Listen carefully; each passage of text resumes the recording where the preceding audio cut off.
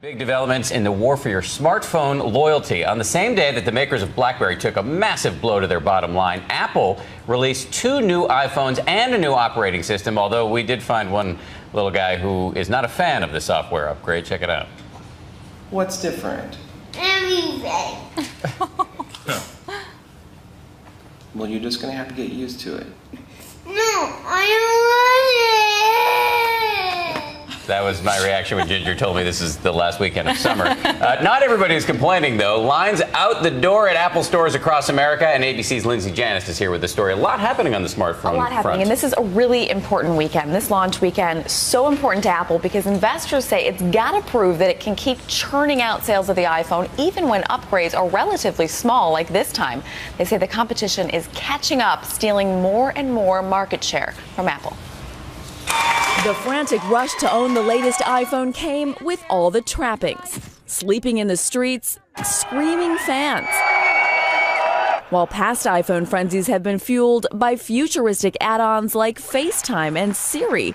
Nice weather coming up today through this Tuesday. Friday's most popular new feature, the limited edition gold case. And while most fans didn't strike gold, I didn't get a gold one. No, they didn't have white or gold. They're out of everything. I want the gold one, you know what I mean? other lucky line standers got a silver lining. Free donuts, hand-delivered by Apple co-founder Steve Wozniak, or a surprise meet and greet with Apple CEO Tim Cook. Hey guys. At this California store, anticipation turning explosive. Get out of the way. Your hands on your back. One man so upset he even ran into a moving truck. Now the big question, how long can this annual ritual of iPhone madness go on?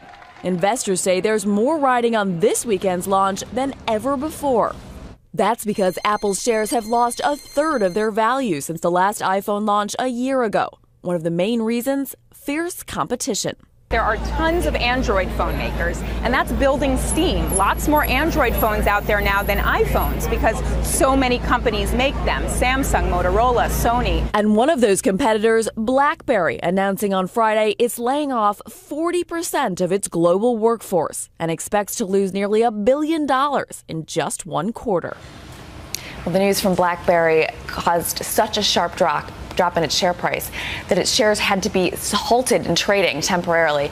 Guys, I have to tell you that everybody I spoke to yesterday outside the Apple store was looking for one of these gold phones. And there weren't very many. They were only giving out a couple of dozen at each store. So that's another concern of investors. Is there a supply issue? Why? Did they do this to create hype?